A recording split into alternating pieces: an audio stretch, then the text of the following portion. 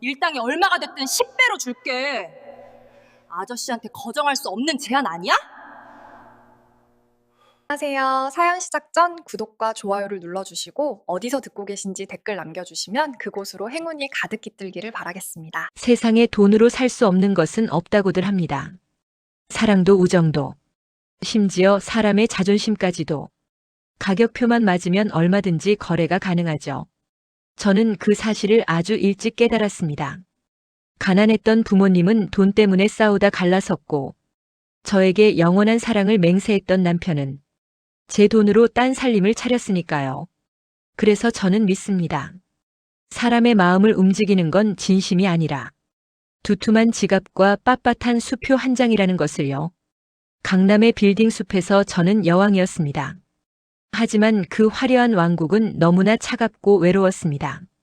젊고 잘생긴 남자들이 제 주위를 맴돌았지만 그들은 하나같이 입만 잘 놀리는 가벼운 존재들이었죠. 진짜 남자는 어디에 있을까? 돈 냄새가 아니라 진짜 남성의 냄새를 풍기는 강인한 남자는 멸종해버린 걸까? 그 답을 찾기 위해 저는 산을 찾았습니다. 청계산 입구. 형형색색의 등산복을 입은 사람들이 개미떼처럼 몰려드는 곳. 그곳에서 저는 운명처럼, 아니 먹잇감을 발견한 맹수처럼 한 남자를 발견했습니다. 가장 초라한 행색을 하고 있었지만 가장 압도적인 눈빛을 가진 남자. 황대철. 그는 제 5만 원권 지폐 뭉치 앞에 무릎을 꿇었지만 동시에 제 영혼의 멱살을 잡고 흔들어 놓았습니다. 지금부터 들려드릴 이야기는 돈으로 사랑을 사려 했던 오만한 여자와 그 돈에 팔려갔지만 결코 길들여지지 않았던 어느 거친 남성의 이야기입니다. 제 등장은 언제나 화려했습니다. 머리부터 발끝까지 수천만 원을 호가하는 명품 등산 장비, 주차장에 세워둔 벤츠 SUV, 그리고 저를 수행하듯 따라붙는 산악회 운영진들. 고 대표님 오셨습니까? 오늘 코스는 완만해서 힘드실 거 없습니다. 저희가 잘 모시겠습니다. 그들의 비굴한 웃음 뒤에는 제가 낼 회식비와 찬조금에 대한 기대가 숨어 있었습니다. 역겨웠습니다. 산이라 해서 다를 건 없었습니다. 이곳 역시 철저한 자본주의의 계급 사회였으니까요. 저는 선글라스를 고쳤으며 그들을 무시했습니다. 제 관심은 산 정상이 아니라 이 지루함을 달래줄 자극적인 무언가였으니까요. 그때였습니다. 주차장 구석. 관광버스의 짐칸 앞에서 묵묵히 짐을 나르는 한 남자가 보였습니다. 다른 회원들은 서로 인사하느라 바쁜데 그 남자는 말 한마디 없이 자신의 몸집만한 배낭들을 쉴 새 없이 나르고 있었습니다. 허름한 작업복 바지, 색이 바랜 낡은 등산화, 그리고 땀에 젖어 등에 달라붙은 낡은 러닝 셔츠. 그는 산악회 회원이 아니라 일당을 받고 짐을 들어주는 짐꾼이었습니다. 셰르파라고 불리는 이 산악회의 가장 밑바닥 계급. 하지만 제 시선을 사로잡은 건 그의 초라함이 아니었습니다.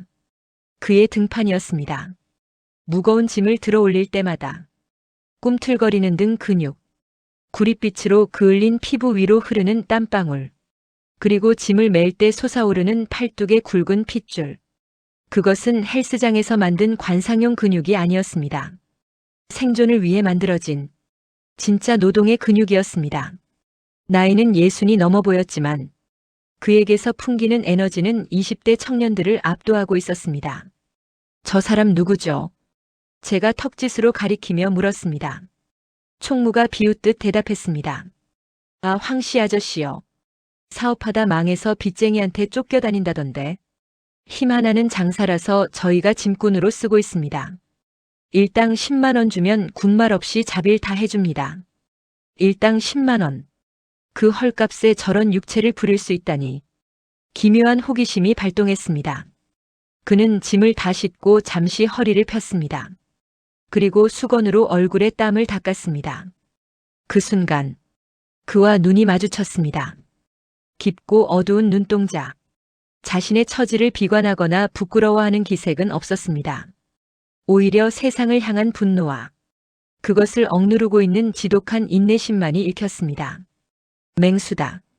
철창에 갇혀 있지만 이빨은 아직 살아있는 늙은 호랑이. 가슴이 뛰기 시작했습니다. 저 남자를 갖고 싶다. 아니, 저 남자의 자존심을 꺾어보고 싶다. 제 안의 포식자 본능이 꿈틀거렸습니다. 저는 망설임 없이 그에게 다가갔습니다. 사람들의 시선이 제게 쏠렸습니다. 하지만 상관없었습니다. 이곳의 주인공은 저였으니까요. 이봐요, 아저씨. 제가 그를 불렀습니다. 그가 천천히 고개를 돌려 저를 보았습니다. 가까이서 보니 더 거칠고 투박했습니다. 땀 냄새와 흙 냄새가 훅 끼쳐왔습니다. 하지만 역하지 않았습니다. 오히려 비싼 향수 냄새보다 더 자극적으로 다가왔습니다. 네, 무슨 일이십니까? 그의 목소리는 낮고 굵었습니다. 마치 동굴에서 울려 퍼지는 소리 같았습니다. 그 짐 내려놓으세요. 네. 저 사람들 짐 들지 말라고요. 오늘부터 내 짐만 들어요. 그는 미간을 찌푸렸습니다. 무슨 말씀이신지. 약속된 일이 있어서 안 됩니다. 약속. 돈 주면 되는 거 아닌가요? 저는 지갑을 열었습니다. 빳빳한 5만 원권 지폐 뭉치를 꺼냈습니다. 100만 원이 넘는 돈이었습니다. 그의 일당 10배가 넘는 금액. 저는 그 돈을 그의 낡은 작업복 주머니에 찔러 넣었습니다. 이거면 되죠. 오늘 하루 내 전속해요. 내 가방 들고, 내가 목마르다면 물 주고, 더우면 부채질하고, 시키는 대로 다 해요. 주변 사람들이 수군거리기 시작했습니다. 어머고 대표님 통도 크셔라. 황씨 오늘 횡재했네. 하지만 그의 표정은 굳어 있었습니다. 그는 제 손목을 잡으려다 멈칫했습니다. 그리고 주머니에 꽂힌 돈을 꺼내 제게 내밀었습니다. 됐습니다.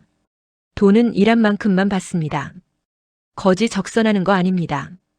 그의 거절은 단호했습니다. 자존심. 가진 것 없는 주제에 부리는 그 알량한 자존심이 제 승부욕을 자극했습니다. 받아요. 싫으면 이 산악회에서 일 못하게 만들 수도 있어요. 제가 협박조로 말했습니다. 그때였습니다. 그의 낡은 휴대폰이 진동했습니다. 지잉 지잉. 그는 곤란한 표정으로 전화를 확인했습니다. 문자 메시지였습니다.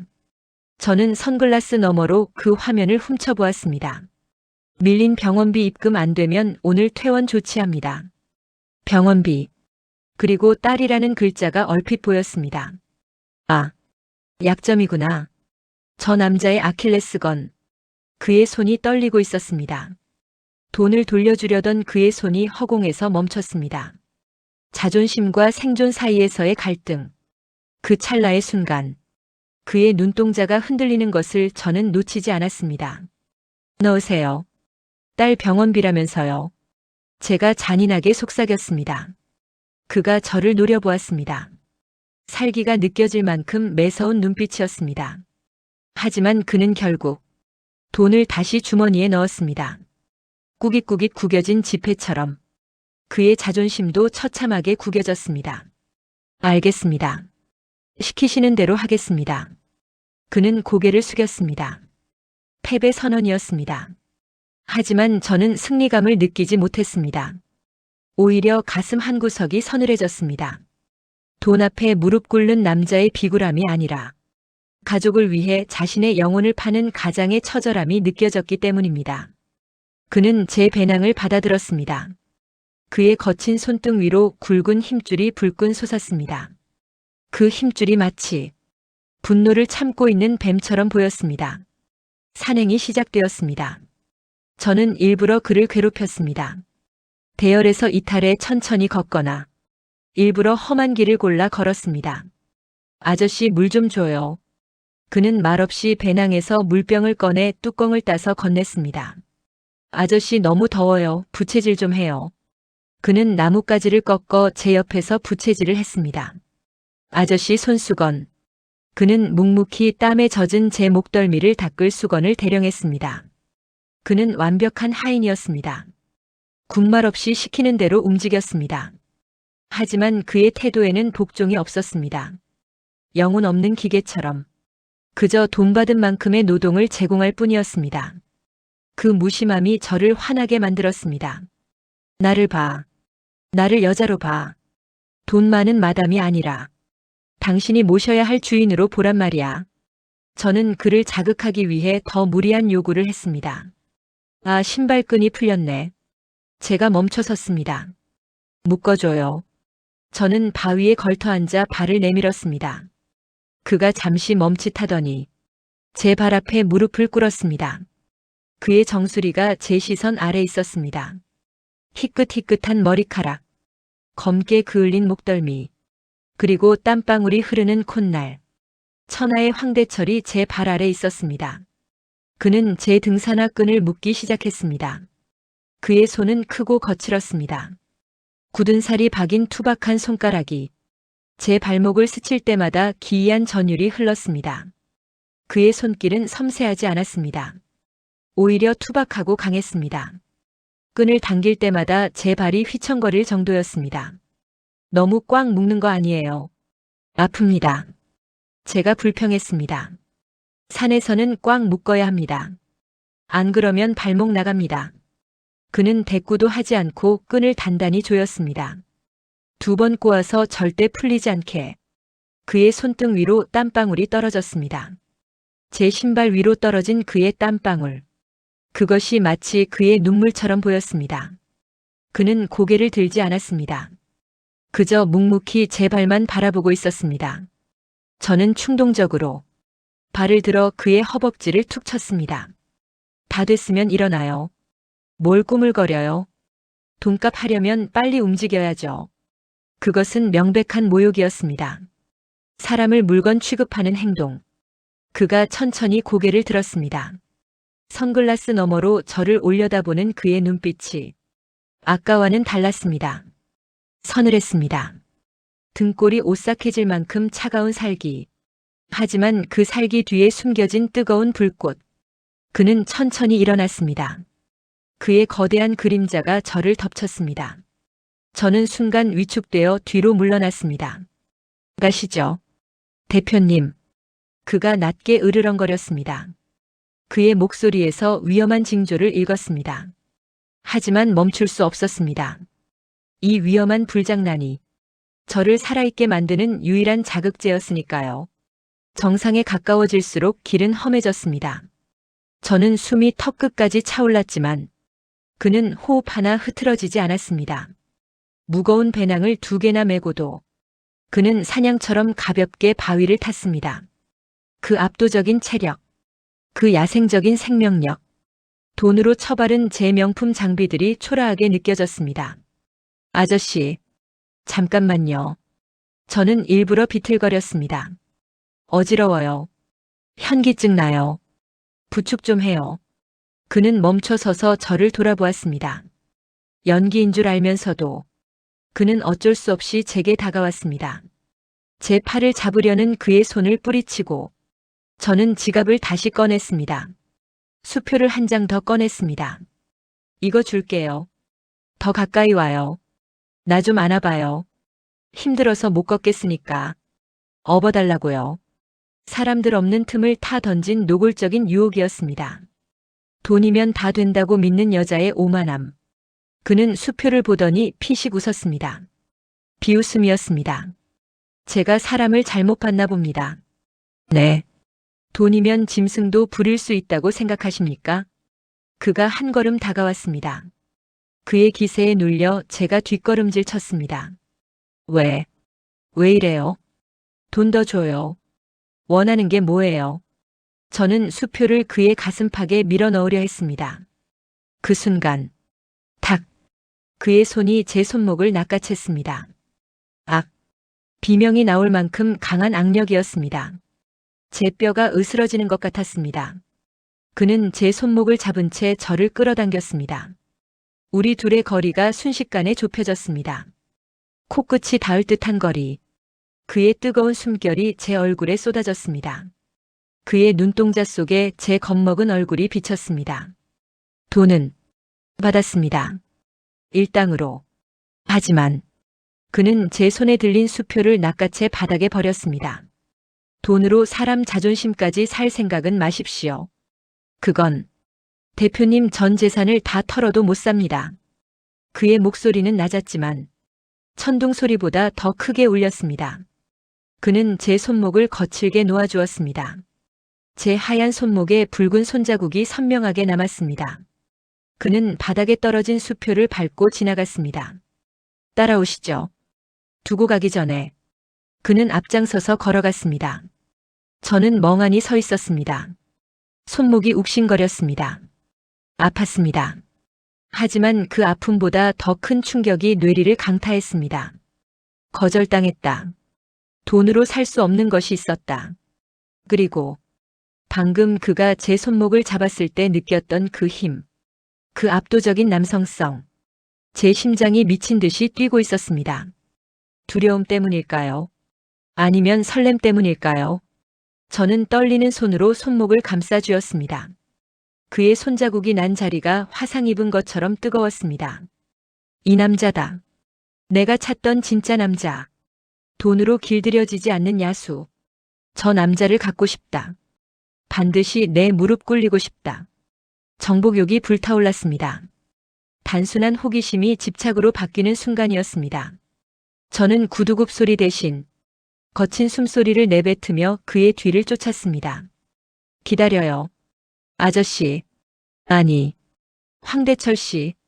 제 입가에 서늘한 미소가 번졌습니다. 이제부터는 단순한 갑질 놀이가 아니었습니다. 누가 누구를 길들이느냐 하는 진짜 사냥이 시작된 것입니다. 계약은 성립되었습니다. 비록 종이에 도장을 찍지는 않았지만 우리는 서로의 약점을 쥐고 거래를 시작했습니다. 그는 돈이 필요했고 저는 자극이 필요했습니다. 하지만 우리가 간과한 것이 있습니다. 거래의 대상이 물건이 아니라 사람의 감정일 때 그 대가는 돈으로 치를 수 없다는 것을요. 그날 산에서 내려오며 저는 다짐했습니다. 저 뻣뻣한 자존심을 돈으로 뭉개버리겠다고. 그리고 언젠가는 제 앞에서 꼬리를 흔들며 사랑을 구걸하게 만들겠다고. 하지만 저는 몰랐습니다. 사냥꾼이 덫을 놓는 동안 자신도 모르게 짐승의 냄새에 중독되어 가고 있었다는 것을. 그 거칠고 투박한 손길이 제 차가운 심장을 얼마나 뜨겁게 달굴지 그때는 상상조차 하지 못했습니다. 5만 원권 지폐보다 그의 땀 젖은 셔츠 한 장이 더 무겁게 느껴지는 날이 올 줄은 꿈에도 몰랐으니까요. 관계는 더 깊고 은밀한 숲속으로 들어갑니다. 그곳에서 벌어질 길들여지지 않는 짐승과의 아슬아슬한 줄타기. 기대해 주십시오. 진짜 게임은 이제부터니까요. 야생마를 길들이는 가장 좋은 방법이 무엇인지 아십니까? 채찍으로 때리는 것도 먹이로 유혹하는 것도 아닙니다. 바로 곁에 두는 것입니다. 내 냄새에 익숙해지게 하고 내 손길이 닿지 않으면 불안하게 만들고 결국에는 나 없이는 물 한 모금도 마실 수 없게 만드는 것. 그것이 완벽한 사육이죠. 저는 그 늙은 호랑이 황대철 씨를 제 우리 안에 가두기로 했습니다. 딸아이의 병원비라는 목줄을 쥐고 있으니 그는 도망갈 수 없었습니다. 주말마다 저는 그를 산으로 불러냈습니다. 명목은 개인 산행 가이드였지만 실상은 저만의 은밀한 갑질놀이였습니다. 돈 많은 여자가 가난한 남자를 부리는 유희. 사람들은 뒤에서 수군거렸습니다. 젊은 놈들 놔두고 왜 하필 저런 늙은이를 끼고 다니냐고. 밤일이라도 시키려는 거 아니냐고. 저는 그 소문들을 즐겼습니다.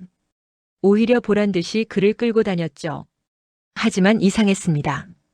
분명 목줄을 쥔 건 저인데 왜 자꾸 제가 그에게 끌려가는 기분이 드는 걸까요? 아무리 맛있는 먹이를 줘도 아무리 비싼 장비를 사줘도 그는 꼬리를 흔들지 않았습니다. 돌덩이처럼 무뚝뚝한 남자. 찔러도 피 한 방울 안 나올 것 같은 그 무심함이 저를 미치게 만들었습니다. 반응을 보고 싶었습니다. 그 무표정한 얼굴이 일그러지는 것을, 그 단단한 몸이 제 손길에 떨리는 것을. 그래서 저는 점점 더 위험한 장난을 치기 시작했습니다.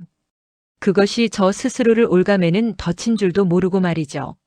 주말마다 우리는 산을 올랐습니다. 아니, 그는 오르고 저는 즐겼다는 표현이 맞겠네요. 그는 제 짐은 물론이고 자신이 챙겨온 무거운 장비들까지 메고 묵묵히 앞장섰습니다. 저는 그 뒤를 가볍게 따르며 그의 뒷모습을 감상했습니다. 땀에 젖어 등판에 달라붙은 셔츠, 걸을 때마다 꿈틀거리는 허벅지 근육. 그의 몸은 볼수록 탐이 났습니다. 60대라는 나이가 믿기지 않을 만큼 그는 완벽한 남성의 육체를 가지고 있었습니다. 점심시간이 되었습니다. 사람들이 붐비는 쉼터를 피해 저는 인적 드문 바위 뒤쪽으로 그를 데려갔습니다. 자, 밥 먹어요.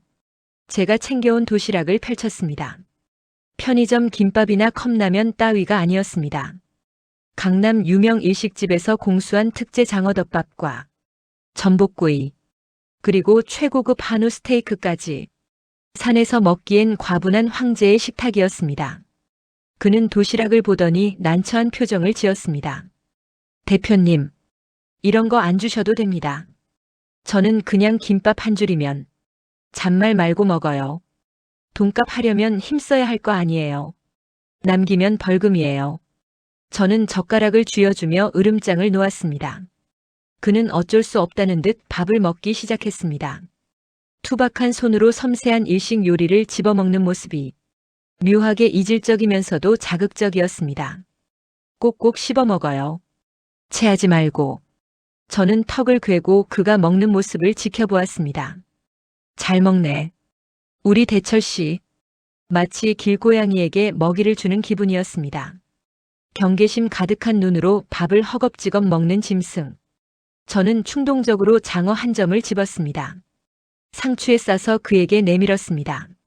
자, 아 해봐요. 네. 아 하라니까요. 손 아파요, 빨리. 그가 주저했습니다. 주변을 두리번거리는 폼이 남들이 볼까봐 두려운 눈치였습니다. 아무도 없어요. 빨리 먹어요. 제가 재촉하자 그는 질끈 눈을 감고 입을 벌렸습니다. 저는 그의 입속으로 쌈을 밀어 넣었습니다. 제 손가락 끝이 그의 입술에 닿았습니다. 거칠고 메마른 입술. 하지만 뜨거운 입김이 뿜어져 나오는 입술. 그가 우물우물 씹어 삼키는 동안 저는 제 손가락에 남은 그 감촉을 음미했습니다. 맛있죠? 남자한테 그렇게 좋다던데. 어디 쓸 때는 있나 모르겠네. 제가 짓궂게 농담을 던졌습니다. 그는 사레가 들린 듯 기침을 했습니다. 콜록콜록. 얼굴이 붉어졌습니다. 귀여웠습니다. 저 거대한 덩치의 남자가 제 말 한마디에 어쩔 줄 몰라 하는 모습이 짜릿한 정복감을 주었습니다. 먹어요. 다 먹고 힘내서. 이따가 나 업어줘야죠. 네. 저번처럼 다리 아프다고 꾀병 부릴 거니까 각오하고 있으라고요. 그는 말없이 물만 들이켰습니다.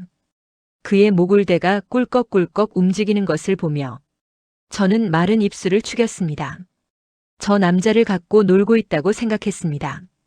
제 돈으로, 제 권력으로 그를 마음대로 조종하고 있다고 믿었습니다. 하지만 저는 몰랐습니다.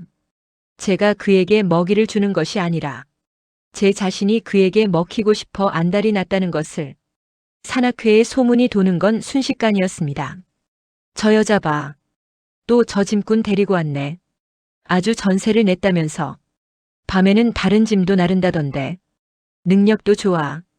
돈으로 남자를 사다니. 사람들이 수군거리는 소리가 들렸습니다.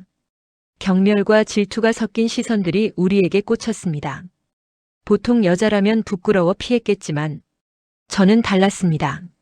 저는 고미란이니까요. 강남 바닥에서 산전수전 다 겪은 제가 고작 이런 뒷담화에 흔들릴 리 없었죠.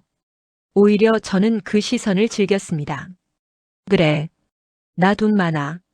그래서 이 남자 샀어. 부러우면 너희들도 돈 벌어서 사든가. 저는 보란듯이 대철 씨의 팔짱을 꼈습니다.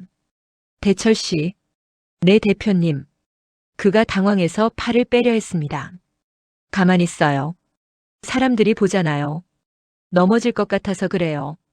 저는 그의 단단한 팔뚝에 제 가슴을 밀착시켰습니다.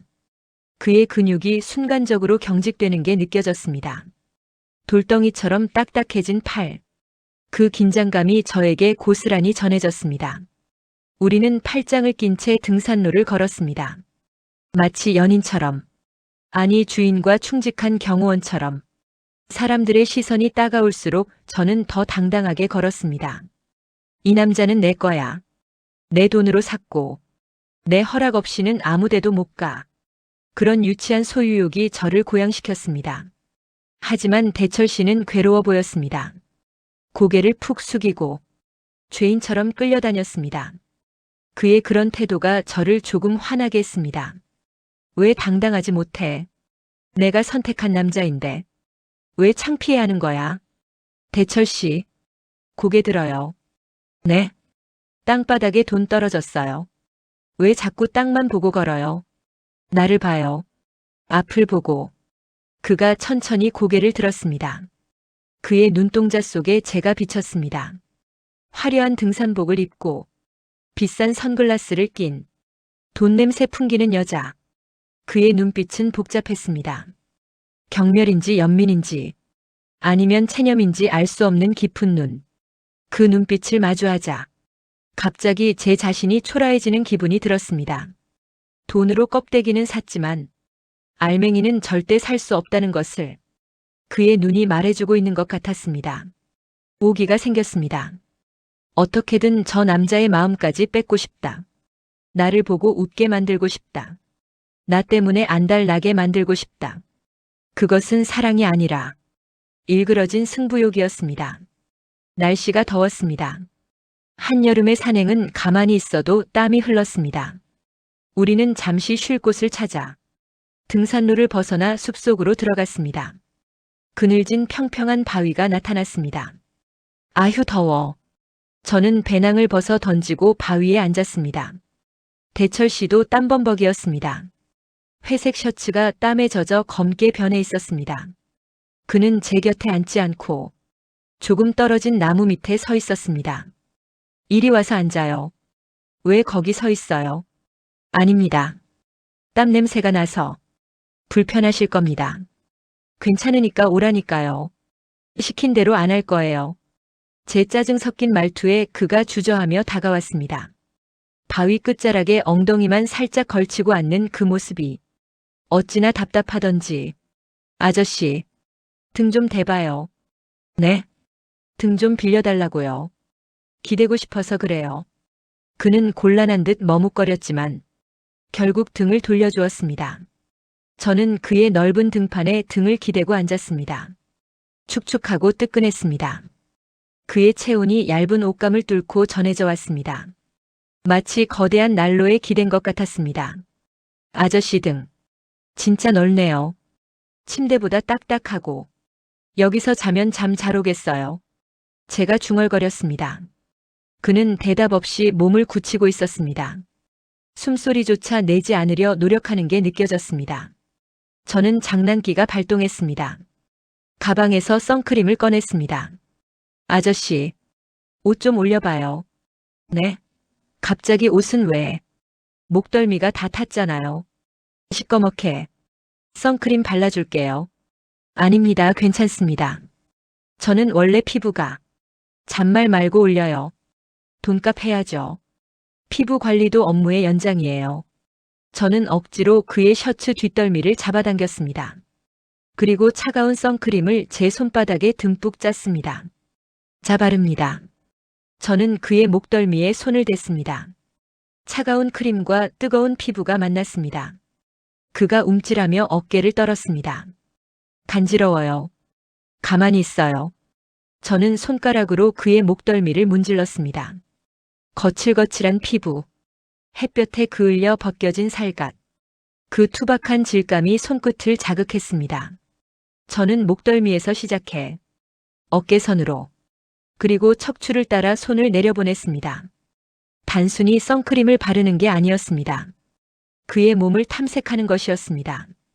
그의 근육이 제 손길에 따라 반응하는 것을 즐겼습니다. 여기는 많이 뭉쳤네요. 짐을 너무 많이 들어서 그래요. 제가 어깨 근육을 꾹꾹 누르자 그의 입에서 낮은 신음이 새어나왔습니다. 아파요. 아닙니다. 합니다. 거짓말. 몸이 이렇게 딱딱한데. 긴장 풀어요. 내가 잡아먹기라도 할까봐 그래요. 저는 몸을 앞으로 기울여 그의 귓가에 속삭였습니다.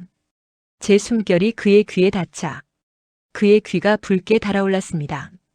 반응하고 있었습니다. 이 무뚝뚝한 바위 같은 남자도 제 손길에, 제 숨결에 반응하고 있었습니다. 그 사실이 저를 흥분시켰습니다. 더 만지고 싶다. 더 깊은 곳까지 만져보고 싶다. 셔츠 안으로 손을 넣고 싶다는 충동을 간신히 참았습니다. 여기서 더 나가면 그가 도망갈지도 모른다는 생각에 아슬아슬한 줄타기를 멈춰야 했습니다. 자, 됐어요. 이제 좀 사람 같네. 저는 손에 묻은 크림을 닦으며 물러났습니다. 그는 황급히 옷매무새를 다듬으며 일어났습니다. 마치 불에 데인 사람처럼 허둥지둥하는 모습. 그 모습만으로도 충분히 만족스러웠습니다. 오늘은 여기까지. 다음엔 더 진한 걸 해봐야지. 저는 속으로 쾌재를 불렀습니다. 하산길에 우리는 계곡에 들렀습니다. 물이 맑고 차가웠습니다. 저는 등산화와 양말을 벗고 물에 발을 담갔습니다. 아, 시원해.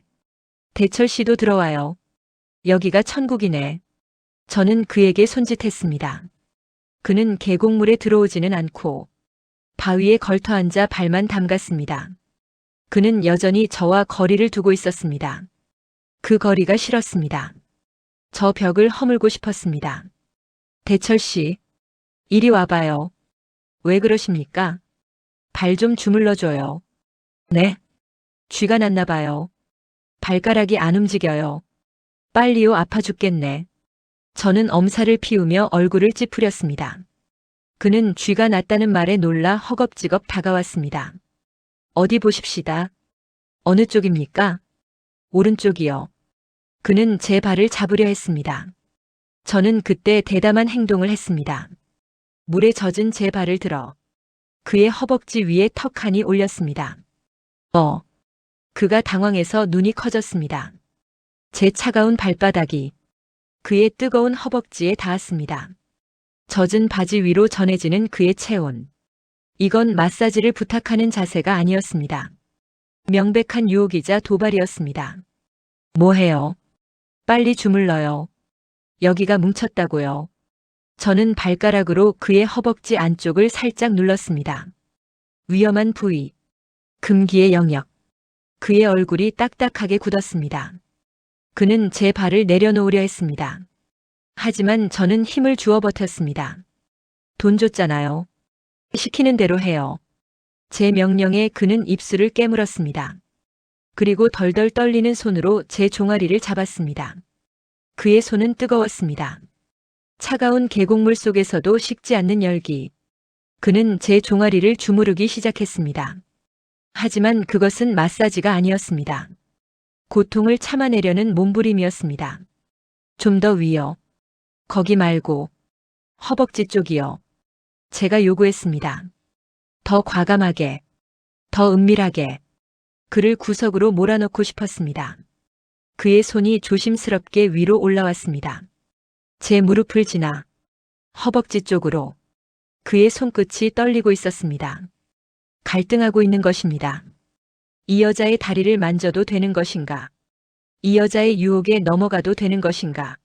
저는 그의 눈을 똑바로 쳐다보았습니다. 피하지 마. 나를 봐. 나를 원하잖아. 당신도 남자잖아. 그때였습니다. 그의 손이 갑자기 멈췄습니다. 그리고 제 발목을 낚아챘습니다. 탁. 부드러운 마사지가 아니었습니다. 강철 같은 악력이었습니다. 뼈가 으스러질 듯 강하게 움켜쥐는 힘. 아. 제가 짧은 비명을 질렀습니다. 아파요, 대철 씨. 이거 놓아요. 하지만 그는 놓지 않았습니다. 오히려 더 강하게 쥐었습니다.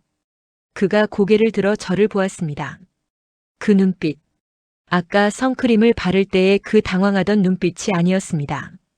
맹수의 눈빛이었습니다. 먹잇감의 목덜미를 문 사자의 눈빛. 대표님, 장난이 너무 심하십니다. 그의 목소리는 낮게 깔려 있었습니다. 분노인지 욕망인지 구분할 수 없는 탁한 목소리. 제가 장난치는 걸로 보여요? 저는 지지 않고 되물었습니다. 그럼 뭡니까? 에게. 그는 제 발목을 잡은 손에 힘을 주며 저를 자신의 쪽으로 확 끌어당겼습니다. 어머. 제 몸이 앞으로 쏠렸습니다. 그의 얼굴이 바로 코앞에 있었습니다. 그의 거친 숨결이 제 입술에 닿았습니다. 주변의 물소리가 순식간에 사라졌습니다. 세상에 오직 우리 둘만 남은 것 같은 정적. 그의 눈동자 속에 제가 갇혔습니다. 숨을 쉴 수가 없었습니다. 무서웠습니다.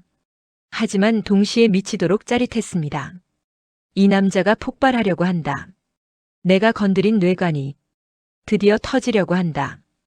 그 긴장감에 온몸의 털이 곤두섰습니다. 그는 한참 동안 저를 노려보았습니다. 키스할 것인가? 아니면 밀어낼 것인가? 그 찰나의 순간이 영원처럼 느껴졌습니다. 놓아요. 아프다고요. 제가 다시 한번 말했습니다. 목소리가 떨리고 있었습니다. 그는 천천히, 아주 천천히 손을 풀었습니다. 제 발목에 그의 손자국이 붉게 남았습니다. 그는 제 발을 물속으로 툭 떨어뜨렸습니다. 그리고 자리에서 일어났습니다. 쥐 다 풀리신 것 같습니다. 가시죠. 그는 뒤도 돌아보지 않고 계곡을 빠져나갔습니다. 성큼성큼 걸어가는 그의 뒷모습이 도망치는 것처럼 보였습니다. 자신의 본능으로부터, 그리고 저로부터. 저는 물속에 발을 담근 채 멍하니 그를 바라보았습니다. 심장이 터질 것 같았습니다. 발목이 화끈거렸습니다. 그가 쥐었던 그 자리가 불에 댄 것처럼 뜨거웠습니다. 이 남자, 만만하지 않다. 돈으로 살 수 있는 남자가 아니다. 그리고 나는 이 남자를 놓칠 수 없다. 절대. 제 입가에 서늘한 미소가 번졌습니다. 사냥은 이제 시작이었습니다. 그가 도망칠수록 저는 더 집요하게 쫓을 것입니다. 목이 말랐습니다. 계곡물을 들이켜도 해소되지 않는 갈증. 그것은 육체의 목마름이 아니었습니다. 정복되지 않는 것에 대한 갈망이었습니다. 그날 계곡에서 그가 제 발목을 움켜쥐었을 때 저는 보았습니다. 그의 내면 깊은 곳에 잠들어 있던 야수를. 그 야수는 저를 원하고 있었습니다. 단지 이성과 책임감이라는 사슬에 묶여 있을 뿐. 그 사슬을 끊어버리고 싶었습니다. 그를 해방시켜 저를 덮치게 만들고 싶었습니다. 그것이 파멸로 가는 길이라 할지라도 상관없었습니다. 이미 저는 그에게 중독되어 버렸으니까요. 그의 거친 손길, 그의 투박한 말투, 그리고 저를 꿰뚫어 보는 그 깊은 눈빛까지 모든 것이 탐이 났습니다. 가질 수 없다면 부셔버리기라도 해야 직성이 풀릴 것 같았습니다. 황대철 씨, 당신은 어디까지 버틸 수 있을까요?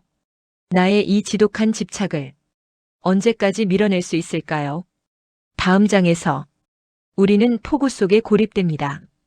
도망칠 곳 없는 그 좁은 별장에서 저는 당신의 마지막 자존심을 시험할 것입니다. 돈과 욕망이 뒤섞인 그 밤, 당신은 과연 끝까지 짐승이 아닌 사람으로 남을 수 있을까요? 기대해 주십시오. 우리의 위험한 밤은 이제 막 시작되었으니까요. 비는 참 공평합니다. 가난한 자의 지붕에도 부자의 정원에도 똑같이 내리니까요. 하지만 그 비를 피하는 방법은 다릅니다. 누군가는 비에 젖은 채 떨고 있어야 하지만 누군가는 따뜻한 불 앞에서 와인을 마시며 비를 감상하죠. 저는 후자에 속한 여자였습니다. 돈으로 쌓아 올린 견고한 성, 가평 산자락에 숨겨둔 저만의 호화 별장은 어떤 폭풍우도 뚫을 수 없는 요새였습니다. 하지만 그날 밤, 그 요새가 무너졌습니다. 외부의 적 때문이 아니었습니다. 제 안에 웅크리고 있던 외로움이라는 괴물이 빗소리에 깨어나 날뛰기 시작했기 때문입니다. 갑작스러운 폭우에 고립된 우리 두 사람, 황대철 씨와 저는 비에 젖은 생쥐골로 별장에 숨어들었습니다. 세상과 단절된 그 밀실에서 우리는 짐꾼과 고용주가 아니었습니다. 그저 비를 피하고 싶은 남성과 여성, 그리고 서로의 온기가 그리운 두 남녀일 뿐이었습니다. 술이 문제였을까요? 아니면 빗소리가 문제였을까요? 저는 그날 밤 넘어서는 안 될 선을 넘고 말았습니다. 제 상처를 핑계로 그의 자존심을 난도질했고 제 공허함을 채우기 위해 그를 돈으로 사려고 했습니다. 그것이 잠자고 있던 맹수의 코털을 건드리는 일인 줄도 모르고 저는 위험한 도박을 시작했습니다. 지금부터 들려드릴 이야기는 폭우 속에 갇힌 두 남녀의 가장 축축하고 질척거리는 밤의 기록입니다. 돈으로 사랑을 구걸했던 여자의 비참한 고백과 그 모욕을 견디다 못해 마침내 이빨을 드러낸 남성의 이야기입니다. 하늘에 구멍이라도 뚫린 듯 했습니다. 산행을 시작한 지 2시간 만에 마른 하늘에서 날벼락처럼 비가 쏟아졌습니다. 순식간에 계곡 물이 불어났고 한치 앞도 보이지 않는 흙탕물 속에서 우리는 길을 잃을 뻔했습니다. 대철 씨, 이쪽이에요. 내 별장이 근처에 있어요. 저는 그의 손을 잡고 뛰었습니다. 평소라면 제가 그의 뒤를 따랐겠지만 이곳 지리는 제가 더 잘 알았기에 앞장섰습니다. 그는 무거운 제 배낭까지 메고 제 속도에 맞춰 뛰느라 거친 숨을 몰아쉬었습니다. 저기 보입니다. 숲속에 숨겨진 하얀 건물. 높은 담벼락과 육중한 철문으로 둘러싸인 저의 세컨드 하우스. 도어록 비밀번호를 누르는 손이 떨렸습니다. 삐빅 삐리릭. 문이 열리고 우리는 안으로 뛰어들어갔습니다. 쾅. 육중한 현관문이 닫히자 세상을 집어삼킬 듯하던 빗소리가 순식간에 차단되었습니다. 고요했습니다. 넓은 거실, 대리석 바닥, 그리고 통유리창 너머로 보이는 비바람치는 숲.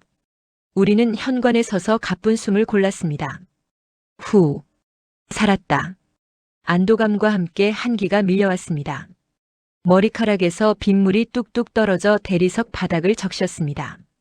제 명품 등산복은 물을 먹어 무거웠고 그의 낡은 작업복 바지는 흙탕물로 엉망이었습니다. 여기서 잠시만 비를 피하죠. 그치면 바로 내려가겠습니다. 그가 말했습니다. 그는 현관 매트 밖으로 나오려 하지 않았습니다. 자신의 더러운 신발이 이 깨끗한 집을 더럽힐까봐 걱정하는 눈치였습니다. 무슨 소리예요? 이 비가 금방 그칠 것 같아요. 들어와요. 씻고 옷부터 말려야죠. 저는 신발을 벗어 던지고 거실로 들어갔습니다. 그는 주저하며 서 있었습니다. 대표님, 저는 그냥 헛간이나 창고에 있겠습니다. 이런 곳은 저한테 안 어울립니다. 아 진짜. 사람 말 안 듣네. 얼어 죽고 싶어요. 빨리 들어오라니까요. 제가 소리쳤습니다. 그는 한숨을 내쉬더니 조심스럽게 젖은 등산화를 벗었습니다. 양말까지 흠뻑 젖어 발자국이 남았습니다. 그는 죄인처럼 발을 오므리고 거실 구석에 섰습니다. 그 모습이 안쓰러우면서도 화가 났습니다. 왜 저렇게 당당하지 못할까? 내 돈 받으면서 일하는 주제에 왜 내 공간에 들어오는 걸 두려워할까?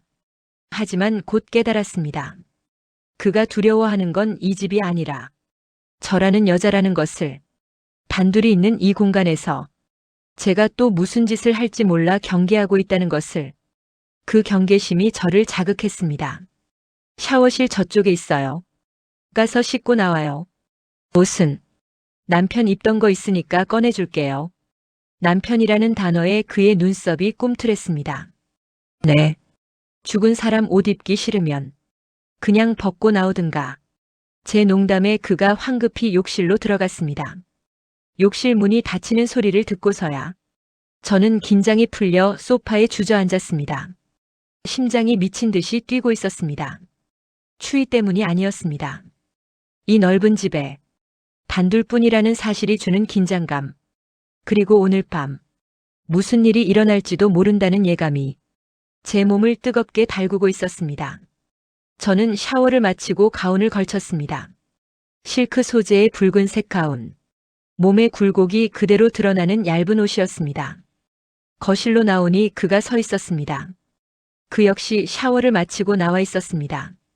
제가 건네준 남편의 트레이닝복을 입고 있었는데 사이즈가 작아 보였습니다. 어깨가 꽉 끼어 터질 것 같았고 바지 길이도 짧아 발목이 드러났습니다. 그런데 그 모습이 왜 그리 섹시해 보이던지 남편이 입었을 때는 그저 헐렁한 추리닝이었는데 이 남자가 입으니 전투복처럼 보였습니다. 앉아요. 술 한잔해요. 저는 양주병과 글라스를 꺼냈습니다. 도수 높은 위스키. 체온을 높이는 데는 술만 한 게 없으니까요. 아닙니다. 저는 술 안 합니다. 근무 중에는. 지금 근무 중 아니잖아요. 비 와서 고립된 거지. 그리고 내 술 친구 해주는 것도 업무의 연장이에요. 일당에 포함된 거라고요. 저는 억지를 부려 그를 소파에 앉혔습니다. 그는 뻣뻣하게 굳은 채 잔을 받았습니다. 건배. 저는 제 잔을 비우고 다시 채웠습니다. 독한 술이 식도를 타고 내려가자 뱃속이 뜨끈해졌습니다. 그 열기가 뇌까지 올라왔습니다. 취기가 빨리 돌았습니다. 빈속이라 그런지 아니면 앞에 있는 남자 때문인지 평소보다 훨씬 빨리 세상이 빙글빙글 돌기 시작했습니다. 대철 씨, 네 대표님, 나 돈 많아 보이죠? 네. 행복해 보여요. 그는 대답하지 않았습니다. 그의 침묵이 정답이었습니다. 행복해 보이지 않는다는 걸 그도 알고 있는 겁니다. 다들 그래요. 곰이라는 전생에 나라를 구했나 보다. 강남에 빌딩 있지 사업 잘 되지. 동방석에 앉았다고 부러워해요. 근데 그거 알아요. 동방석이 가시방석보다 더 아픈 거. 저는 술을 한 모금 더 마셨습니다. 쓴웃음이 나왔습니다. 내 남편이라는 작자. 내가 번 돈으로 바람 피웠어요. 그것도 내 비서랑. 25살짜리 어린애랑 뒹굴었죠. 내가 사준 차 타고, 내가 사준 명품 가방 들고, 둘이서 낄낄거리며 나를 비웃었겠죠. 늙고 돈만 많은 여자라고. 제 목소리가 높아졌습니다. 감추고 싶었던 치부를 이 남자 앞에서 쏟아내고 있었습니다. 왜 그랬을까요? 아마도 그라면 내 말을 들어줄 것 같아서, 내 비참함을 비웃지 않을 것 같아서였을 겁니다. 그는 묵묵히 듣고만 있었습니다. 위로의 말도, 동정의 눈빛도 보내지 않았습니다. 그저 바위처럼 앉아 제 이야기를 받아내고 있었습니다. 그 침묵이 고마웠습니다. 어설픈 위로보다 100배는 나았습니다. 그래서 저는 더 깊은 이야기를 꺼냈습니다. 이혼하고 나서 만난 남자들. 다 똑같았어요. 내 돈 보고 덤벼드는 파리떼들. 사랑한다고 속삭이면서. 뒤로는 내 지갑 언제 열리나 계산기 두드리는 놈들. 지긋지긋해요. 남자가 아니라 기생충들이야. 저는 잔을 탁 내려놓았습니다. 그리고 그를 뚫어지게 쳐다보았습니다. 당신은 다르다고 생각했어요. 돈 몇 푼에 자존심 굽히지 않는 남자. 거칠지만 진짜 남자라고 생각했어요. 근데 당신도 결국 똑같아. 내 돈 받고 꼬리 흔드는 건 다를 게 없어. 취기의 말이 헛나왔습니다. 진심이 아니었습니다. 그를 상처 주고 싶지 않았습니다. 하지만 제 입은 제 마음과 다르게 움직였습니다. 그를 깎아내려야 제 비참함이 조금이나마 가려질 것 같았습니다. 그의 표정이 굳어졌습니다. 미간에 깊은 주름이 패였습니다. 취하셨습니다. 그만 주무시죠. 그가 자리에서 일어나려 했습니다. 앉아. 제 명령에 그가 멈칫했습니다. 아직 내 얘기 안 끝났어. 돈값 해야지. 어디가? 저는 비틀거리며 일어났습니다. 그리고 비틀비틀 그에게 다가갔습니다.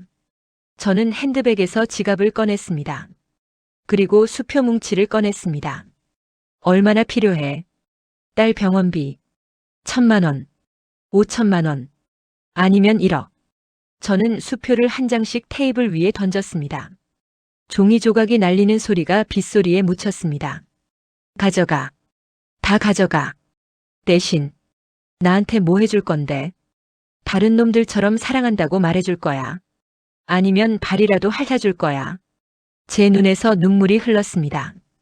돈으로 사람을 모욕하면서 정작 모욕당하는 건 제 자신이었습니다. 이렇게까지 해야만 남자를 붙잡을 수 있는 제 신세가 처량했습니다. 그만하십시오. 그가 낮게 으르렁거렸습니다. 싫어. 안 그만둬. 당신 돈 필요하잖아. 나 돈 많잖아. 서로 윈윈 아니야. 비싸게 굴지 말고 이리 와. 오늘 밤 내 외로움도 사과란 말이야.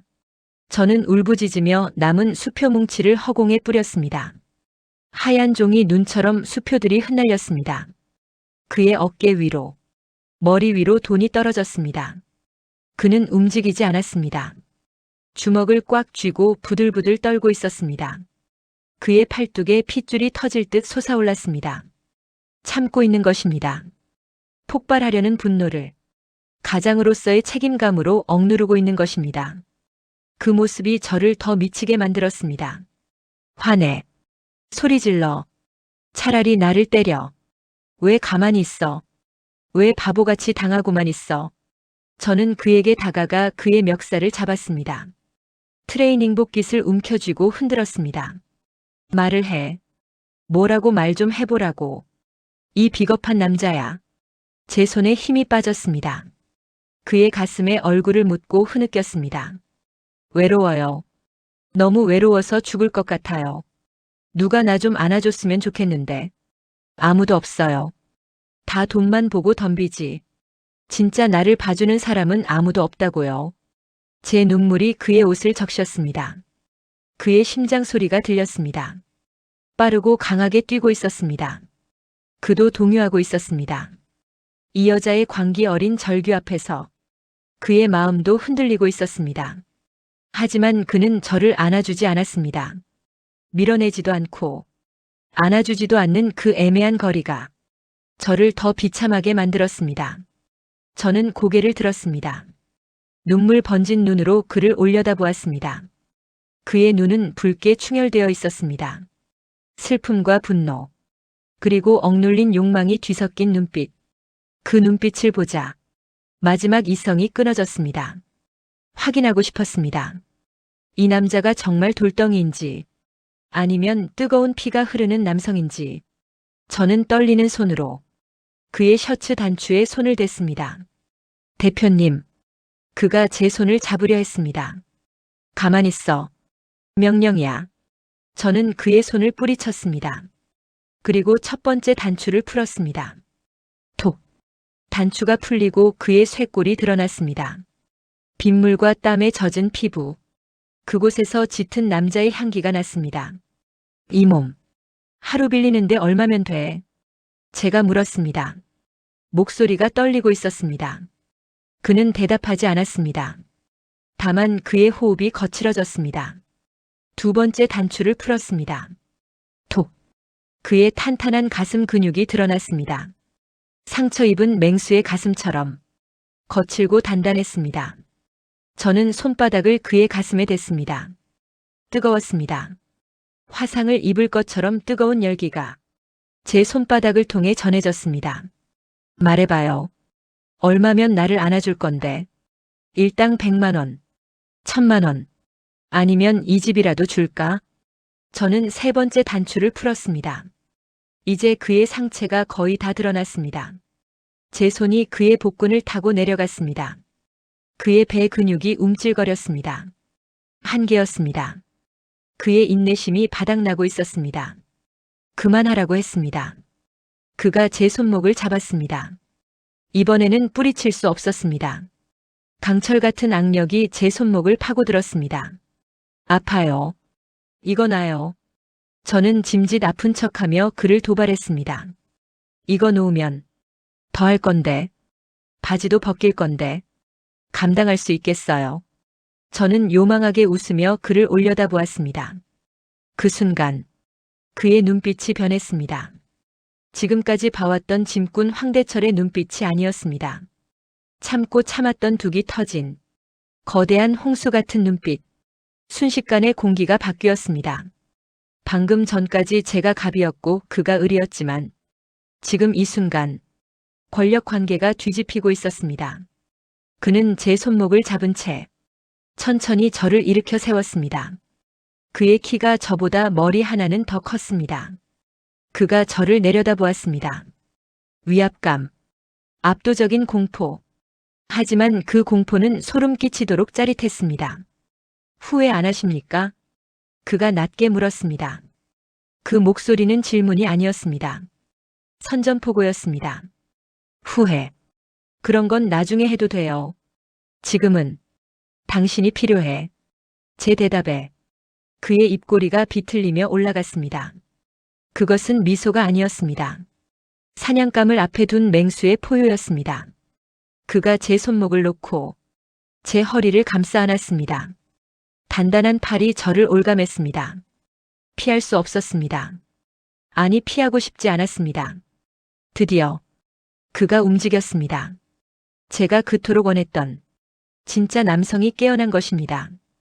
우리의 밤은 그렇게 시작되었습니다. 돈다발이 흩뿌려진 바닥 위에서 우리는 서로를 탐색했습니다. 저는 그를 돈으로 사려 했지만 결국 제가 산 것은 제 자신의 파멸이었습니다. 아니, 어쩌면 구원이었는지도 모릅니다.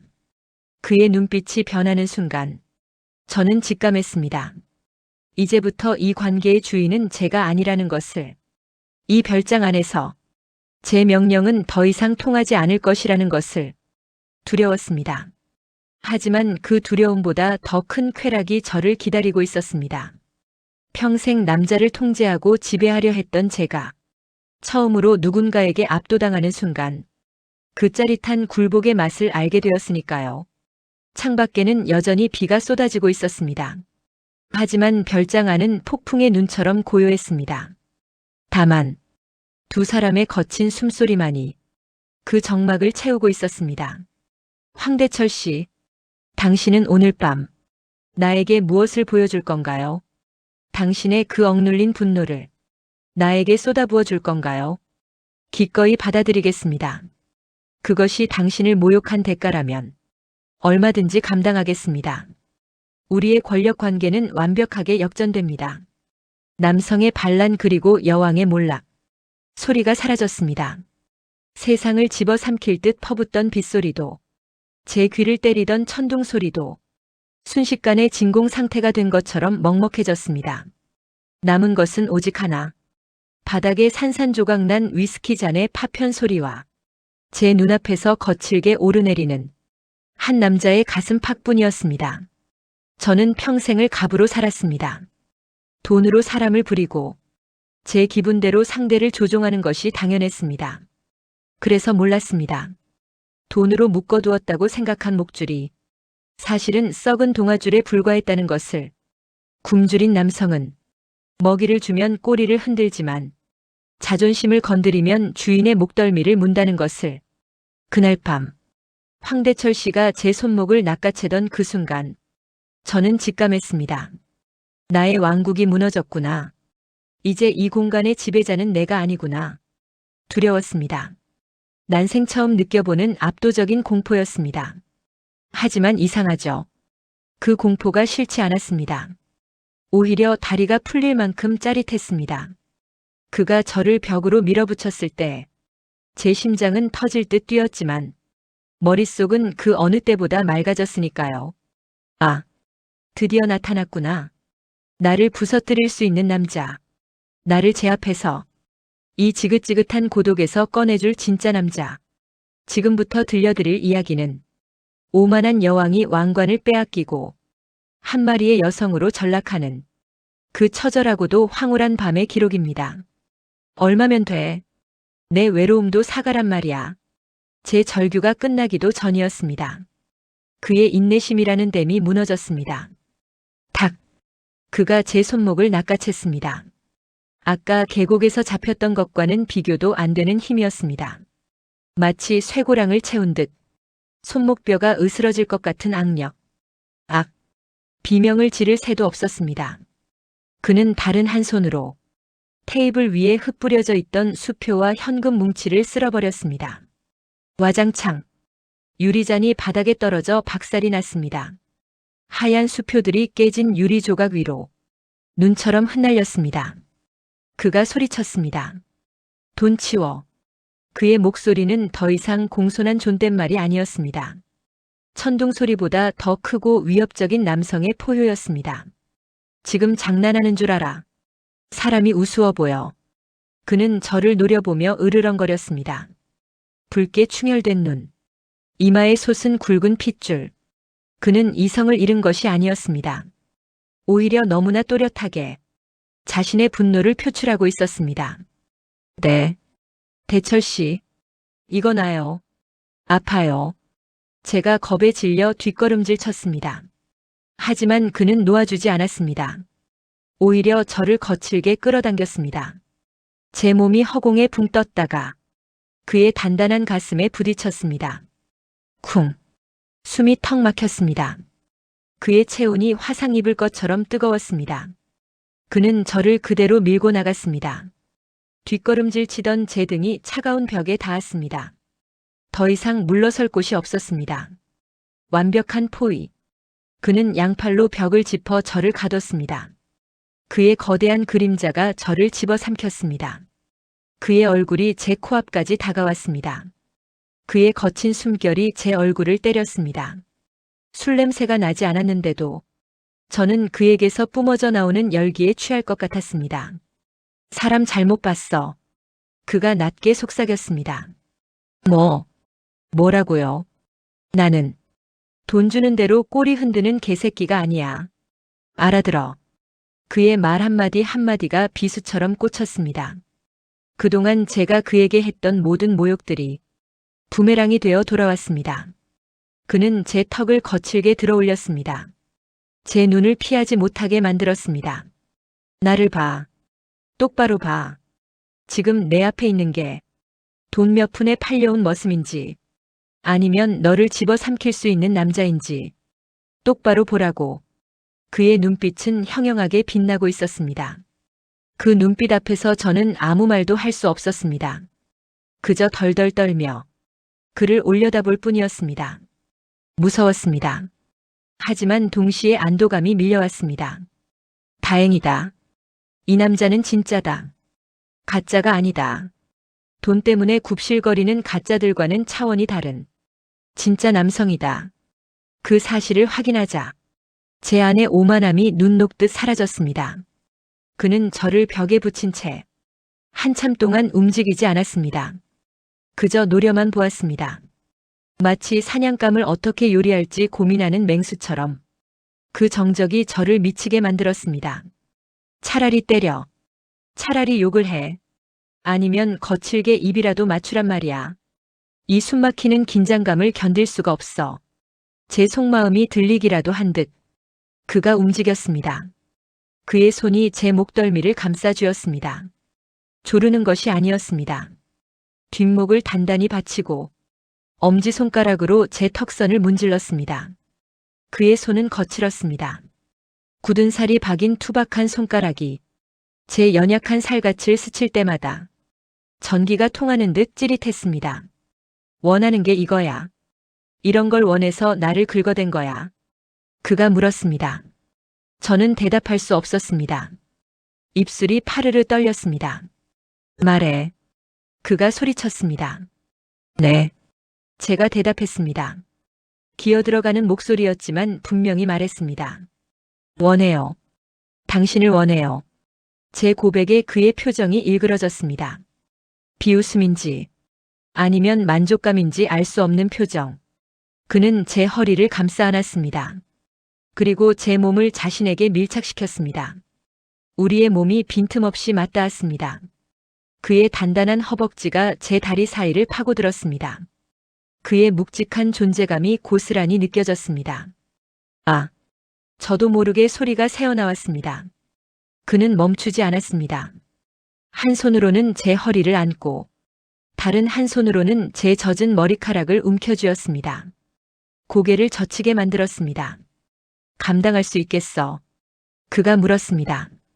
그 질문은 단순한 경고가 아니었습니다. 지금부터 벌어질 일에 대한 그리고 앞으로 이어질 상황에 대한 모든 책임을 질 수 있느냐는 최후의 통첩이었습니다. 저는 그의 눈을 보았습니다. 그 깊은 어둠 속에서 타오르는 불꽃을 보았습니다. 저 불꽃에 뛰어들면 나는 타 죽을지도 모른다. 제가 되어 사라질지도 모른다. 하지만 상관없었습니다. 이 차가운 별장에서 얼어 죽느니 차라리 저 불길 속에서 타 죽는 게 나았습니다. 저는 떨리는 손을 들어 그의 옷자락을 꽉 쥐었습니다. 그의 낡은 트레이닝복 상의를 생명줄인 양 움켜잡았습니다. 네, 감당할게요. 제 눈에서 눈물이 흘러내렸습니다. 그것은 패배의 눈물이 아니었습니다. 항복의 깃발이었습니다. 제 오만함과 자존심을 모두 내려놓고 당신에게 굴복하겠다는 맹세였습니다. 제 대답을 들은 그는 거친 숨을 몰아쉬었습니다. 그리고 천천히 고개를 숙였습니다. 그의 입술이 제게 다가왔습니다. 키스할 줄 알았습니다.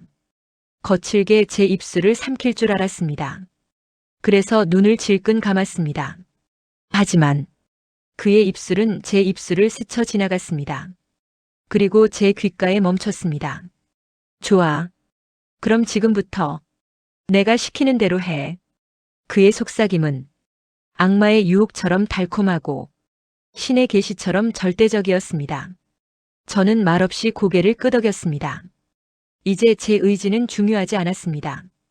그가 하라면 하고 그가 멈추라면 멈추는 그의 소유물이 되기로 결심했으니까요. 그는 저를 안아들었습니다. 공주님 안기. 그 거대한 몸으로 저를 번쩍 들어올렸습니다. 저는 비명을 지를 뻔했지만 그의 눈빛이 무서워 입을 다물었습니다. 그는 저를 거실 소파에 앉혔습니다. 가죽 소파의 차가운 감촉이 엉덩이에 닿았습니다. 그는 제 앞에 섰습니다. 저는 그가 옷을 벗을 거라고 생각했습니다. 아니면 제 옷을 벗기거나 잔뜩 긴장해서 어깨를 움츠렸습니다. 하지만 그는 바닥에 쪼그려 앉았습니다. 제 발치에 무릎을 꿇었습니다.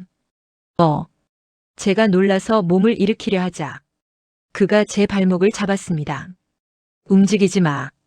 그의 명령에 저는 다시 주저앉았습니다. 그는 욕실에서 가져온 대야에 따뜻한 물을 받아왔습니다. 그리고 제 발을 물에 담갔습니다. 따뜻했습니다. 온몸의 긴장이 풀릴 만큼 노곤한 온기. 그는 물속에서 제 발을 씻겨주기 시작했습니다.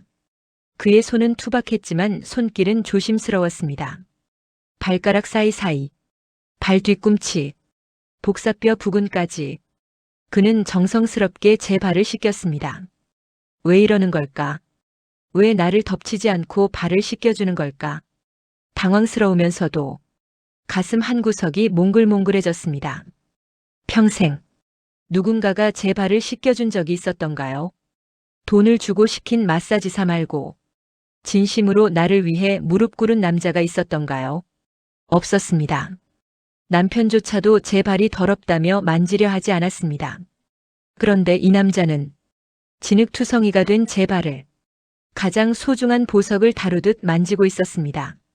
대철 씨, 제가 그를 불렀습니다. 입 다물어. 그가 고개도 들지 않고 말했습니다. 오늘은 입 다물고 있어. 그게 내 명령이야. 그의 목소리는 단호했지만 화가 난 건 아니었습니다. 오히려 저를 진정시키려는 듯 차분했습니다. 저는 입을 다물었습니다. 그의 명령이니까요. 이제 저는 그가 시키는 대로 해야 하니까요. 그는 젖은 수건으로 제 발에 물기를 닦았습니다. 그리고 제 발을 들어 자신의 무릎 위에 올려놓았습니다. 그는 한참 동안 제 발을 바라보았습니다. 그리고 제 발등에 아주 조심스럽게 입을 맞췄습니다. 쪽. 그 입맞춤은 성적인 욕망이라기보다 서약에 가까웠습니다. 이제 너는 내 것이다. 내가 너를 지키겠다. 그런 무언의 약속처럼 느껴졌습니다. 발끝에서 시작된 전율이 머리끝까지 올라왔습니다. 눈물이 왈칵 쏟아졌습니다. 서러워서가 아니었습니다. 너무나 벅차서였습니다. 이 남자가 나를 아끼고 있구나. 나를 함부로 대하지 않는구나. 그 사실이 저를 완전히 무장해제시켰습니다. 저는 소파에 앉은 채 어린아이처럼 엉엉 울었습니다. 그는 달래주지 않았습니다. 그저 제 발을 잡은 채 묵묵히 곁을 지켰습니다. 그 투박한 침묵이 어떤 위로보다 더 따뜻했습니다. 한바탕 울고 나니 탈진할 것 같았습니다. 술기운과 긴장이 한꺼번에 풀리면서 졸음이 쏟아졌습니다. 저는 소파에 비스듬히 누웠습니다. 그는 바닥에 앉아 소파에 등을 기대고 있었습니다. 그의 넓은 등판이 제 시야를 가득 채웠습니다. 대철 씨, 제가 작게 불렀습니다. 자라. 그가 대답했습니다. 안 잘 거예요. 자라고 했다. 명령이야. 그의 굵은 목소리가 귓가에 울렸습니다. 저는 피식 웃음이 나왔습니다. 몇 시간 전만 해도 제가 돈으로 그를 부리고 있었는데 이제는 그가 저에게 명령을 하고 있습니다. 그런데 그게 싫지 않았습니다. 오히려 편안했습니다. 더 이상 제가 결정하지 않아도 되고 제가 책임지지 않아도 된다는 사실이 저를 자유롭게 만들었습니다. 저는 손을 뻗어 그의 어깨에 손을 올렸습니다. 그는 피하지 않았습니다. 그의 어깨는 단단하고 따뜻했습니다. 저는 손가락으로 그의 어깨 근육을 매만졌습니다. 그가 움찔했지만 내치지 않았습니다. 허락이었습니다. 저를 받아들이겠다는 허락. 저는 안심하고 눈을 감았습니다. 밖에는 여전히 비가 내리고 있었지만 더 이상 무섭지 않았습니다. 제 곁에는 비를 막아줄 든든한 지붕이 있었으니까요. 이 남자는 돈으로 살 수 없는 남자였습니다. 그래서 제가 졌습니다. 완벽하게 패배했습니다. 하지만 이 패배가 왜 이토록 달콤한 걸까요? 저는 그의 등 뒤에서 승자의 미소를 지으며 잠이 들었습니다. 내일 아침이 오면 우리의 관계는 완전히 달라져 있을 것입니다. 저는 더 이상 여왕이 아니고 그는 더 이상 머슴이 아닐 것입니다. 우리는 그저 서로를 원하고 서로에게 기대는 평범한 연인이 되어 있을 것입니다. 폭풍은 지나갔습니다. 산산조각 난 유리잔처럼 제 오만했던 자존심도 부서졌습니다. 하지만 그 자리에 더 단단한 무언가가 채워졌습니다. 신뢰, 그리고 의존. 저는 평생 누군가에게 의지하는 것을 나약함이라고 생각했습니다. 하지만 오늘 밤 알게 되었습니다. 진짜 강한 남자에게 의지하는 것은 나약함이 아니라 가장 편안한 휴식이라는 것을요. 황대철 씨, 당신은 나의 자존심을 꺾었지만 대신 나의 외로움을 가져갔습니다. 이제 나는 당신의 것입니다. 당신이 가라면 가고 서라면 서겠습니다. 당신이 운전하는 트럭의 조수석이 나의 벤츠보다 더 편안하다는 것을 이제야 깨달았으니까요. 비가 그치고 있습니다. 동이 트고 있습니다. 이제 우리는 이 좁은 별장을 나가 세상으로 돌아가야 합니다. 사람들은 여전히 수군거릴 것입니다. 돈 많은 여자가 늙은 짐꾼을 데리고 논다고. 하지만 상관없습니다. 그들은 모르니까요. 이 남자가 얼마나 뜨거운 가슴을 가졌는지, 이 남자의 침묵이 얼마나 깊은 사랑인지 그들은 평생 가도 모를 테니까요. 우리의 새로운 시작이 펼쳐집니다. 여왕의 옷을 벗고 사랑에 빠진 여자가 된 저의 모습을 이제 운전대는 그에게 넘어갔습니다. 폭풍우가 지나간 자리에는 언제나 눈부신 햇살이 비칩니다. 어젯밤 세상을 집어삼킬 듯 포효하던 천둥 소리는 거짓말처럼 사라졌습니다. 대신 창문 틈으로 스며드는 아침 햇살과 이름 모를 산새들의 지저귀미, 별장의 아침을 깨우고 있습니다. 저는 눈을 떴습니다. 낯선 천장, 하지만 낯설지 않은 온기, 제 허리를 감싸고 있는 묵직한 팔의 무게가 어젯밤의 일이 꿈이 아니었음을 말해주고 있었습니다. 황대철 씨, 그는 아직 잠들어 있었습니다. 세상 모든 짐을 홀로 지고 다니던 그 고단한 어깨가 지금은 편안하게 이완되어 있었습니다. 그의 자는 얼굴을 한참이나 들여다보았습니다. 깊게 패인 주름살, 거칠게 자라난 수염, 잘생기지도 세련되지도 않은 이 투박한 남자가 왜 이토록 사랑스러워 보이는 걸까요? 아마도 제가 평생 찾아 헤매던 진짜 안식처를 발견했기 때문일 겁니다. 돈으로 쌓아 올린 성벽 안에서 늘 불안에 떨며 여왕 노릇을 하던 제가 이 남자의 품 안에서 비로소 무장 해제된 평범한 여자가 되었으니까요. 거실 바닥에는 어제 제가 흩뿌렸던 수표와 현금 뭉치가 쓰레기처럼 널려 있었습니다. 어제는 그것들이 제 자존심이자 무기였는데 오늘 아침 햇살 아래서 보니 그저 종이 조각에 불과해 보였습니다. 아무런 가치도 없는, 사랑을 사는 데는 아무짝에도 쓸모없는 종이 조각들. 저는 조용히 자리에서 일어났습니다. 그를 깨우지 않기 위해 살금살금 부엌으로 향했습니다. 화장은 하지 않았습니다. 갑옷 같았던 명품 옷도 입지 않았습니다. 그저 그의 헐렁한 셔츠 하나를 걸치고 맨 얼굴로 아침을 준비하기 시작했습니다. 지금부터 들려드릴 이야기는 오만한 여왕이 왕관을 내려놓고 한 남자의 아내가 되기를 선택한 그 눈부시게 아름다운 아침의 기록입니다. 부엌은 낯설었습니다. 이 별장을 수없이 왔었지만 제가 직접 요리를 한 적은 한 번도 없었으니까요. 늘 출장 요리사를 부르거나 고급 음식을 배달시켜 먹었죠. 냉장고를 뒤져보니 다행히 재료가 조금 있었습니다. 북어와 계란, 그리고 찬밥. 저는 서툰 솜씨로 칼을 잡았습니다. 북어를 찢고 파를 썰었습니다. 탁탁탁. 도마질 소리가 경쾌하게 울렸습니다. 손끝에 물이 닿고 불 앞에 서 있으니 이제야 진짜 사람 사는 집 같았습니다. 보글보글 국이 끓으면서 구수한 냄새가 거실로 퍼져나갔습니다. 그 냄새가 어찌나 따뜻하고 정겨운지 코끝이 시큰해졌습니다. 이런 게 행복이었는데 남자를 위해 따뜻한 밥 한 끼 지어준 것. 그 소박한 기쁨을 왜 모르고 살았을까요? 돈으로 남자의 환심을 사고 비싼 선물로 사랑을 확인하려 했던 지난 날들이 부끄럽게 느껴졌습니다. 그때였습니다. 등 뒤에서 인기척이 느껴졌습니다. 돌아보니 그가 서 있었습니다. 부스스한 머리에 아직 잠이 덜 깬 눈으로 저를 보고 있었습니다. 일어나셨어요. 제가 웃으며 인사를 건넸습니다. 화장기 없는 맨 얼굴을 보여주는 게 처음이라 조금 민망했지만 피하지 않았습니다. 이게 진짜라니까요. 가면을 벗은 고미란이니까요. 그는 말없이 다가왔습니다. 그리고 제 허리를 뒤에서 감싸 안았습니다. 그의 턱이 제 어깨에 닿았습니다. 까칠한 수염이 목덜미를 찔렀지만 그 감촉마저 좋았습니다. 맛있는 냄새가 나네. 그가 잠긴 목소리로 말했습니다. 해장국 좀 끓였어요. 솜씨는 없지만 드실만 할 거예요. 그는 제 목덜미에 깊게 숨을 들이마셨습니다.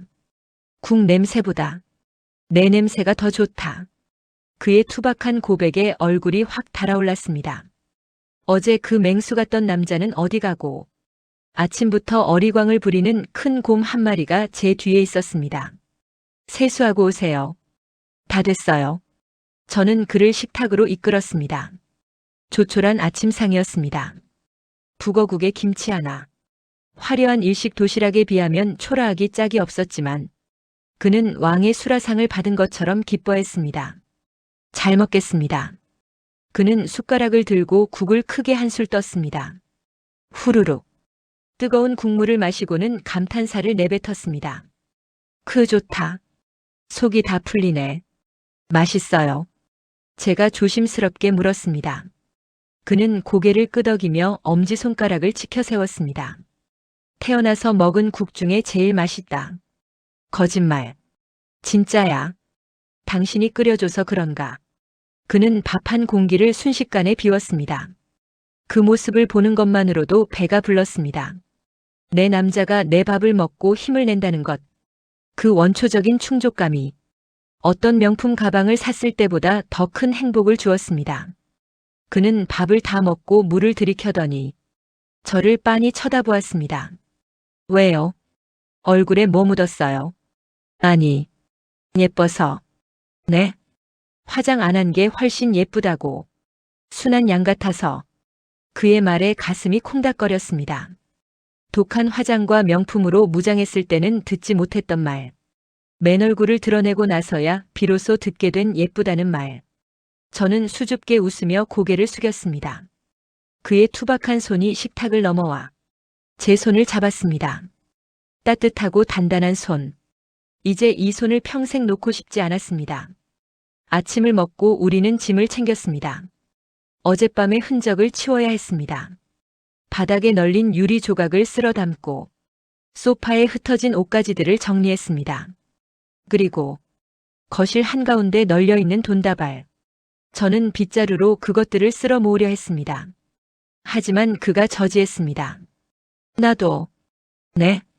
그냥 둬. 돈이 쓰레기처럼 보이는 순간을 기억해두는 것도 나쁘지 않아. 그는 돈다발을 줍지 않았습니다. 저 역시 미련을 두지 않았습니다. 저 종이 조각들이 우리 사이를 갈라놓으려 했던 주범이었으니까요. 우리는 현관을 나섰습니다. 어제 내린 비로 숲은 더욱 푸르고 싱그러웠습니다. 마당에는 제 벤츠와 그의 낡은 포터트럭이 나란히 주차되어 있었습니다. 반짝이는 최신형 SUV와 칠이 벗겨지고 찌그러진 1톤 트럭. 너무나 이질적인 두 대의 차가 마치 우리 두 사람을 보여주는 것 같았습니다. 저는 가방에서 벤츠 차 키를 꺼냈습니다. 하지만 차 문을 열지 않았습니다. 대신 차 키를 가방 깊숙한 곳에 넣었습니다. 타라. 그가 트럭 조수석 문을 열어주었습니다. 기익. 녹슨 경첩이 비명을 질렀습니다. 시트는 낡아서 가죽이 터져 있었고 바닥에는 목장갑과 공구들이 굴러다녔습니다. 하지만 저는 망설임 없이 그 높은 조수석에 올라탔습니다. 불편하지 않겠어. 내 차 타고 가도 되는데. 그가 물었습니다. 아니요. 이거 타고 갈래요.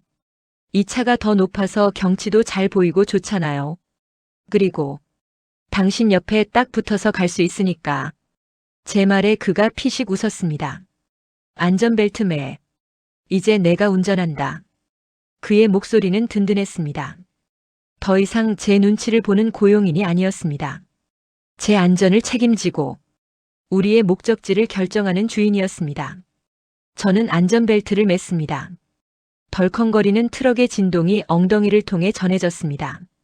고급 승용차의 안락함은 없었지만 살아있다는 생동감이 느껴졌습니다. 부릉. 엔진이 거칠게 돌아갔습니다. 트럭은 흙길을 헤치고 별장을 빠져나갔습니다. 백미러로 멀어지는 별장을 보았습니다. 그리고 열린 창문 틈으로 보이는 거실 바닥의 돈다발들. 바람이 불어 문이 덜컹거리자 돈다발들이 낙엽처럼 흩날리고 있었습니다. 잘 있어라. 나의 화려하고 외로웠던 감호가. 저는 마음속으로 작별 인사를 고했습니다. 이제 저는 성을 버리고 야생으로 나가는 여왕이었습니다. 빈털털이지만 세상 그 무엇보다 강한 기사를 얻은 행복한 여자가 되어 트럭은 산길을 내려왔습니다. 포장도로에 들어서자 승차감이 조금 나아졌습니다. 차 안에는 흙냄새와 담배 냄새, 그리고 그 특유의 땀 냄새가 배어 있었습니다. 저는 그 냄새가 좋아서 크게 숨을 들이쉬었습니다. 그는 한 손으로 능숙하게 핸들을 돌리고 다른 한 손으로는 기어를 변속했습니다. 그의 굵은 팔뚝 힘줄이 움직이는 것을 보며 저는 슬그머니 몸을 기울였습니다. 그의 오른쪽 어깨에 머리를 기대었습니다. 운전하는데 위험해. 그가 말했지만 어깨를 빼지는 않았습니다. 오히려 어깨를 살짝 낮춰 제가 편하게 기댈 수 있게 해주었습니다. 괜찮아요. 대철 씨 운전 실력 믿으니까. 저는 눈을 감고 트럭의 진동을 느꼈습니다. 마치 요람에 누운 아기처럼 편안했습니다. 그런데 대시보드 위에 꼬깃꼬깃한 봉투가 보였습니다. 저게 뭐지? 기름때 묻은 누런 봉투. 저는 몸을 일으켜 봉투를 집어들었습니다. 열어보니 현금 뭉치가 들어있었습니다. 어제 제가 산에서 그의 주머니에 억지로 찔러 넣었던 그 5만 원권 뭉치였습니다. 이거 왜 안 썼어요? 딸 병원비 급하다고 했잖아요. 제가 놀라서 물었습니다. 그가 잠시 침묵하더니 담담하게 입을 열었습니다. 그 돈 안 썼다. 왜요? 자존심 때문에? 아니, 너한테 팔려가는 것 같아서 싫었어. 내 딸 목숨은 내가 살려. 내 힘으로 일해서 번 돈으로 살릴 거야. 그는 단호했습니다. 그의 고집스러운 옆모습을 보며 가슴이 찡했습니다. 바보같이. 자존심이 밥 먹여줘요? 그깟 자존심이 뭐라고. 하지만 알았습니다. 그에게 자존심은 밥보다 중요한 생명이라는 것을. 그 자존심을 지켰기에 지금 제 옆에 당당하게 앉아 있을 수 있다는 것을. 대신 그가 봉투를 제 무릎 위에 툭 던졌습니다. 이건 내가 너한테 꾼 걸로 한다. 네? 병원비 당장 급한 불은 꺼야 하니까. 이 돈은 내가 너한테 빌린 거야. 일당이나 팁이 아니라 정당하게 빌린 빚이라고. 그가 제 눈을 똑바로 쳐다보며 말했습니다. 그러니까 갚을 때까지 내 옆에 있어. 도망가지 말고 이자를 몸으로 떼우라는 둥. 그런 소리 하지 말고 내가 다 갚을 때까지 딱 붙어 있으라고. 그것은 프러포즈였습니다. 세상에서 가장 투박하고 가장 현실적인 프러포즈. 반지나 꽃다발은 없었지만 그의 진심과 책임감이 담긴 무게 있는 약속이었습니다. 저는 봉투를 가슴에 꼭 껴안았습니다. 이 돈이 우리 두 사람을 이어주는 붉은 실이 되었습니다. 너무 오래 걸리면 어떡해요? 이자도 비싼데. 제가 장난스럽게 물었습니다. 평생 걸릴지도 몰라. 내 벌이가 시원찮아서. 그럼 평생 옆에 있어야겠네. 할 수 없죠, 뭐. 악덕 채권자가 되어서 매일매일 감시해야지. 제 말에 그가 호탕하게 웃었습니다. 하하. 그의 웃음소리가 좁은 트럭 안을 가득 채웠습니다. 처음 보는 환한 미소였습니다. 그의 웃는 얼굴이 저렇게 소년 같을 줄은 몰랐습니다. 저도 따라 웃었습니다. 창밖으로 불어오는 바람이 시원했습니다. 트럭은 도심을 향해 달리고 있었습니다. 신호 대기에 걸려 차가 멈췄습니다. 그가 기어를 중립에 놓고 저를 바라보았습니다. 미라나. 그가 제 이름을 불렀습니다. 대표님도 아니고 당신도 아닌 제 이름 석자. 네. 이제 짐꾼 아니야. 네. 그러니까 호칭 정리 좀 하자. 아저씨가 뭐냐 아저씨가. 듣기 싫어 죽겠네. 그가 짐짓 불만 섞인 표정을 지었습니다. 저는 피식 웃음이 나왔습니다. 그럼 뭐라고 불러요? 황대철 씨? 아님 자기야? 그가 얼굴을 찌푸렸습니다. 닭살 돋게 자기는 무슨. 그냥 오빠라고 해. 네? 오빠? 그래 오빠. 나이 차이가 좀 나긴 하지만 그래도 내가 내 남자잖아. 그러니까 오빠지. 그의 뻔뻔함에 말문이 막혔습니다. 20살 넘게 차이 나는 딸 같은 여자한테 오빠라니. 양심도 없으셔라. 하지만 싫지 않았습니다.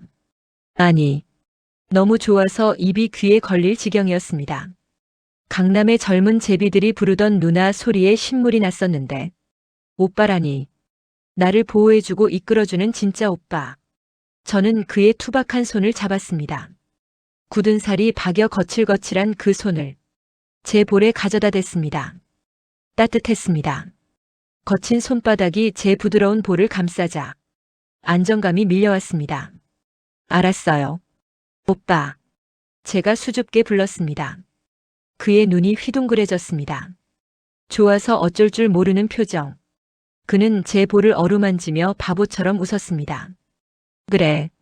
그거야. 앞으로 그렇게 불러. 어디 가서 딴 놈들한테 눈길 주지 말고 오빠만 믿고 따라와. 알았지? 네. 오빠만 믿을게요.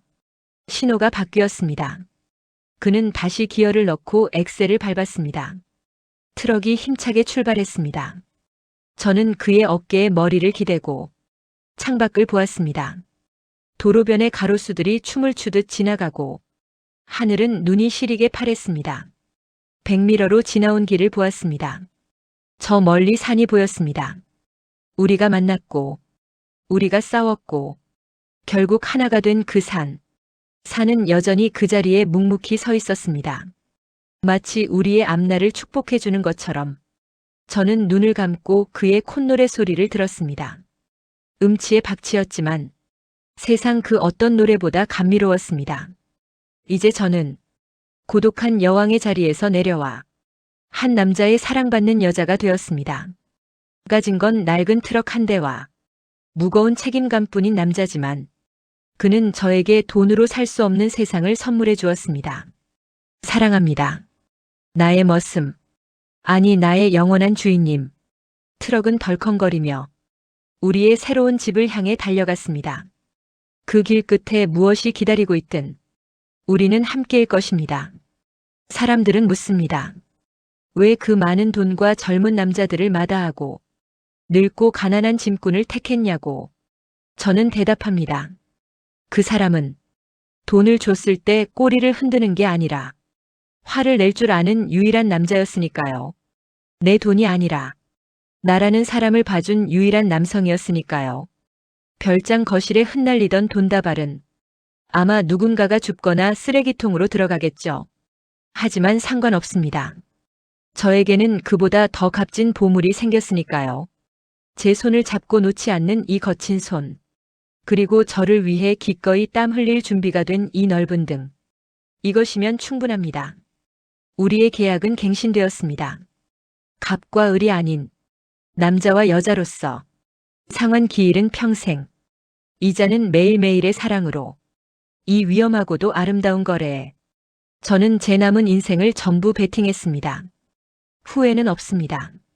제 옆에는 세상에서 제일 든든한 내 편이 운전대를 잡고 있으니까요.